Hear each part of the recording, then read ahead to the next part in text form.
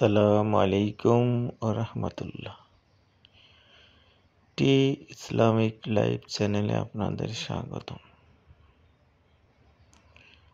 আজ আমরা একটা গুরুত্বপূর্ণ হাদিস নিয়ে কথা বলবো। রাসূল পাক সাল্লাল্লাহু আলাইহি ওয়াসাল্লাম ইরশাদ করেন যে তোমাদের মধ্যে সেই ব্যক্তি সর্বোত্তম যে দুটি কাজ করে, এক হচ্ছে যে খাদ্য দান করে এবং সালামের জবাব দেয়। তাহলে সর্বোত্তম দুটি কাজ কি মানব জীবনে?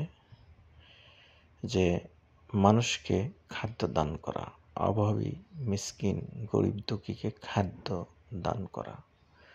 2 নম্বর হচ্ছে কেউ সালাম দিলে সালামের জবাব দেওয়া। এই দুটি কাজ হচ্ছে ইসলামে সর্বোত্তম কাজ। আল্লাহ তাআলা আমাদেরকে সত্য জানা, মানা ও বোঝার তৌফিক ও আমল করার তৌফিক দিক এবং এই সর্বোত্তম দুটি কাজ আমরা যেন আমাদের জীবনে প্রতিষ্ঠিত করতে পারি, সেই তৌফিক আমাদের দিক। আমাদের চ্যানেলটি যদি আপনাদের ভালো লাগে তাহলে সাবস্ক্রাইব করবেন, আমাদের পাশেই থাকুন। সকলকে অসংখ্য ধন্যবাদ।